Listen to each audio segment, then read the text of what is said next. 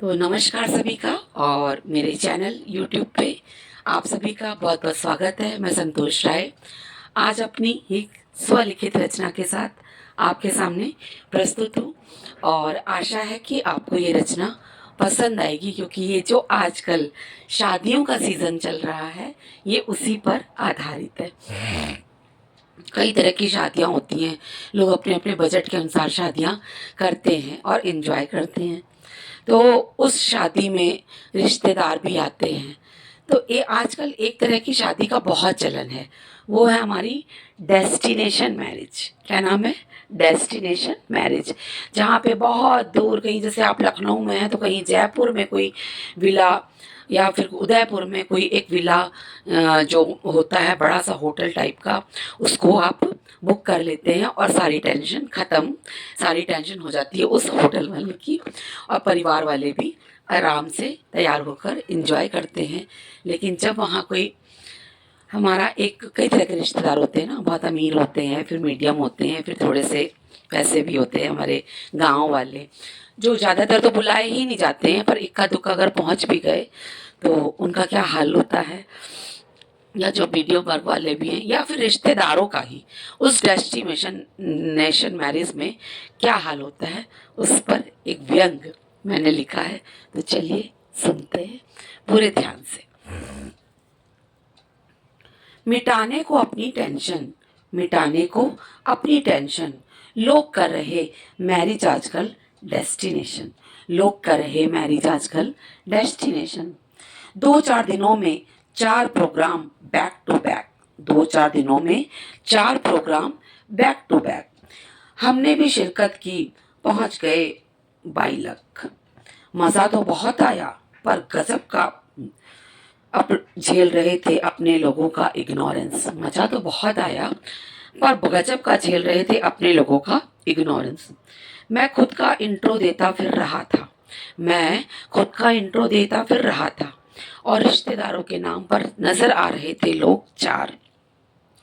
बाकी सारा मंडप दूल्हा दुल्हन के दोस्तों और यारों से भरा पड़ा था, और मेरे अपने ही किसी को नहीं बता रहे थे कि मैं हूँ कौन, मेरे अपने ही नहीं बता रहे थे कि मैं हूँ कौन। गजब का हो रहा था माहौल, देखने में तो बड़ा रंगीन लग रहा था, पर मैं बैठ गया था मौन। दुल्हन मुझे ही नहीं पहचान रही थी, दुल्हन मुझे ही नहीं पहचान रही थी, जबकि एक ज़माने में मेरी ही गोद में खेल रही थी। माँ बाप को नहीं गया था बुलाया, माँ बाप को नहीं गया था बुलाया। कारण यह दिया गया था कि ये बूढ़े हैं, मुझे इनकी देखभाल करनी पड़ेगी, और अपने हमें पता है ये बूढ़े हैं, मुझे इनकी देखभाल करनी पड़ेगी, और हमें पता है कि आपको मेकअप और अपनेपन का दिखावा करना है, और दोस्तों, दुल्हन के दोस्तों को चूमना है, उन्हें यह दिखाना है कि अरे मेरे घर में आए हो अपने दोस्त की शादी में, तो यहाँ तो तुम्हें कोई कमी नहीं होगी। हाय रे ये डेस्टिनेशन मैरिज, हाय रे ये डेस्टिनेशन मैरिज। जहाँ चिड़िया भी पर ना मार पाए, जहाँ चिड़िया भी पर ना मार पाए, वहाँ तुमने शादी रख दी, और बच्चों को की मर्जी का बहाना देकर रिश्तेदारों को ना आने की दुहाई दे दी। और वो तो बेचारे गांव से नहीं निकले कभी, वो तो बेचारे गांव से निकले नहीं कभी। उन्हें भला लोग तो, उन्हें भला तुम बुला भी लेते तो तुम्हें क्या लगता है इतना पैसा खर्च करके वो आ पाते? तुम्हें क्या लगता है इतना पैसा खर्च करके वो आ पाते? और इक्का दुक्का पहुंच भी गए। चेहरे पर लिए मुस्कान और बेबसी की ताजगी, चेहरे पर लिए मुस्कान और बेबसी की ताजगी। उनको देखकर घरातिन को हो रही थी नाराजगी, उनको देखकर घरातिन को हो रही थी नाराजगी, क्योंकि उनका स्टेटस दुल्हन के दोस्तों जैसा ना था, क्योंकि उनका स्टेटस दुल्हन के दोस्तों जैसा ना था। और उसे यानी घरातिन को यह डर था कि अब बच्चों को क्या जवाब दूंगी। ठंड बड़ी पड़ रही थी, ठंड बड़ी पड़ रही थी। वेटर से एक कॉफ़ी मांग ली, उसने ऐसा घूरा और शायद मन ही मन में बोला कि साले औकात है कॉफ़ी पीने की, यह डेस्टिनेशन मैरिज है और तुमने यह गुस्ताखी कर दी। मैं अपना सामू लिए खड़ा था, मैं अपना सामू लिए खड़ा था।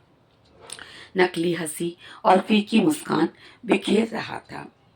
कभी हल्दी कभी मेहंदी के वक्त बिना बुलाए ही नाच ले रहा था, ताकि घरातीन को यह ना लगे कि आया तो है पर खुशी नहीं जाहिर कर रहा। उसे क्या पता, मैं तो अब जाने के लिए मन ही मन पैसे का कैलकुलेशन कर रहा। उसे क्या पता, मैं तो अब जाने के लिए पैसे का कैलकुलेशन कर रहा। लड़के वाले अपनी शादी में अपनी नानी को व्हील चेयर पर लाए थे, और एक ये थे जो अच्छे खासे चलते फिरते माँ बाप को यानी नाना नानी को बूढ़ा बताकर नहीं ले गए थे। खैर, डेस्टिनेशन वाला खेल चल रहा था। दोस्त यार सभी बहुत खुश थे, क्योंकि उनको इतनी इज्जत जो मिल रही थी, और रिश्तेदारों को तो रोटी भी नहीं मिल रही थी। निपट गई शादी। अब तो अपने डेस्टिनेशन पर सब आ गए, और उड़ते उड़ते हमें खबर मिली कि हमने बेइज्जती करा दी। शादी में रिश्तेदार बेइज्जती करा गए, खाना हमने बर्बाद कर दिया, और उनका बजट हमारी वजह से ओवर लिमिट चला गया, और हमें हर ग्रुप से ब्लॉक कर दिया गया। हमने सोचा अगली शादी में नहीं जाएंगे, क्योंकि भैया इतनी मुश्किल से तो एक तो रोटी खाई थी, और उसमें भी ये इल्ज़ाम कि बजट हमारी वजह से ओवर लिमिट चला गया, मतलब इतना खा लिया। हमने सोचा अगली शादी में नहीं जाएंगे, यहीं रहकर उनसे अपने रिश्ते निभाएंगे। पर तोते तो हमारे तब उड़ गए जब हमें पता चला कि अगले साल वाली शादी में वो किसी भी रिश्तेदार को नहीं बुलाएंगे, क्योंकि रिश्तेदार उनकी बेइज्जती कराएंगे, तो वो किसी भी रिश्तेदार को नहीं बुलाएंगे। एक चीज़ बीच में छूट गई। हिदायत थी कि मॉडर्न बनकर आना है, हिदायत थी कि सगाई में मॉडर्न बनकर आना है, क्योंकि दूल्हा दुल्हन के दोस्त मॉडर्न हैं, और अगर उन्हें पता चल गया कि रिश्तेदार मिडिल क्लास हैं तो कितनी बेइज्जती होगी। हम हर बात मान ले रहे थे, क्योंकि पहली बार डेस्टिनेशन मैरिज अटेंड कर रहे थे। जब हम तैयार हो गए तो पत्नी मुझे और मैं अपनी पत्नी को ही पहचान नहीं पा रहा था, और उस होटल का आईना खुद घबरा कर हमसे दूरी बना रहा था। मेरी पत्नी के ब्लाउज़ का गला कहाँ शुरू हो रहा था और कहाँ ख़त्म हो रहा था, मुझे पता ही नहीं चल रहा था, और मैं खुद शाफा बांधे हिलता डुलता चला जा रहा था। पर घरातीन की इज्जत